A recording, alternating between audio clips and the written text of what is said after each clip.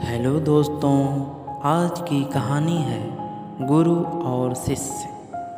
एक गुरु और शिष्य जंगल से होते हुए अपने गांव जा रहे होते हैं। अंधेरा काफ़ी हो चुका था। शिष्य ने अपने गुरु से कहा कि गुरु की काफ़ी रात हो चुकी है, अगर आप कहें तो आज की रात यहीं आसपास के किसी गांव में गुजार लें।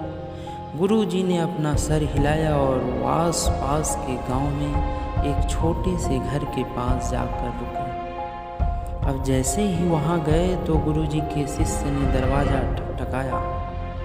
उस घर से एक गरीब आदमी बाहर आया तो गुरुजी ने बोला, हम अपने गांव जा रहे थे, लेकिन काफ़ी रात होने के वजह से हमने इसी गांव में रुकने को सोचा। क्या हम आज रात आपके यहाँ रुक सकते हैं? गरीब आदमी बोला, हाँ क्यों नहीं, आप दोनों अंदर आ जाइए। अब जैसे ही गुरुजी अंदर गए उन्होंने देखा तो उस आदमी के घर में बहुत ज़्यादा गरीबी थी। गुरुजी ने उससे पूछा कि आप काम क्या करते हैं? वह गरीब आदमी बोला कि मेरे पास बहुत सारी ज़मीन है। तो गुरुजी ने बोला, अगर तुम्हारे पास बहुत सारी ज़मीन है तो इस तरह से क्यों रह रहे हो? वह आदमी बोला, यह किसी काम की नहीं है।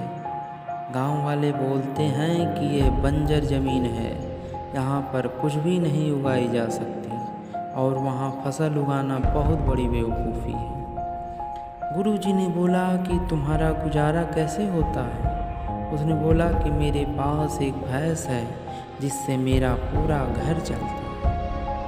ये सुनने के बाद गुरुजी सो जाते हैं और रात में जब सब लोग सो रहे होते हैं तब गुरुजी अपने शिष्य को उठाते हैं और उस गरीब आदमी के भैंस लेकर अपने गांव चले जाते हैं। शिष्य अपने गुरु से पूछता है कि गुरुजी, कहीं आप ये गलत तो नहीं कर रहे हैं? उस गरीब आदमी की रोजी रोटी इसी भैंस की वजह से चलती है। तो गुरुजी अपने शिष्य की तरफ देखते हैं और मुस्कुराते हुए आगे बढ़ जाते हैं। उस बात को तकरीबन 10 साल गुजर जाती है और जो गुरु का शिष्य था वह बहुत बड़ा गुरु बन चुका था।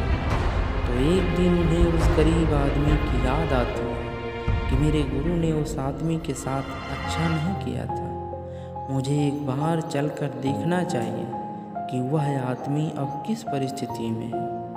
वह शिष्य उस गांव की तरफ जाता है और वहां जैसे ही पहुंचता है तो वह देखता है कि जहां पर उस गरीब आदमी का झोपड़ा था वहां पर एक बड़ा ही आलीशान महल बन चुका था और उस झोपड़ी के बाहर जो बंजर ज़मीन थी उस पर फल और फूलों के बगीचे थे।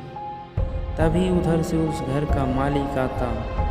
शिष्य उसे पहचान लेता और आदमी से बोलता, तुमने मुझे पहचाना? मैं अपने गुरुजी के साथ आया था, हमने एक रात के लिए आपके यहाँ रुके भी थे। वह आदमी उसे पहचान लेता है और बोलता है कि उस रात में आप कहाँ चले गए थे और उस रात के बाद ही मेरी भैंस कहीं चली गई थी।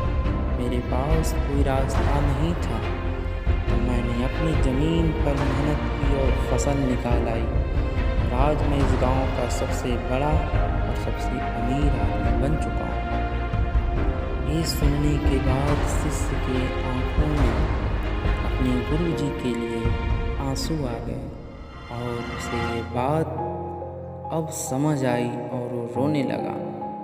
इस कहानी से हमें ये सीख मिलती है कि हमारे अंदर ऐसी बहुत सी टैलेंट छुपी हुई है, लेकिन हमें कोई ना कोई चीज़ रुका कर रखी है। वो आपके फैमिली वाले भी हो सकते हैं, आपको जॉब भी हो सकती है, कुछ और भी हो सकता है। देखिए, आपके पास भी तो भैंस की जैसी कोई दूसरी चीज़ तो नहीं है जिसने आपको आगे बढ़ने से रोक कर रखा है। दोस्तों, ये कहानी आपको कैसी लगी कमेंट में ज़रूर बताइए। Thank you so much.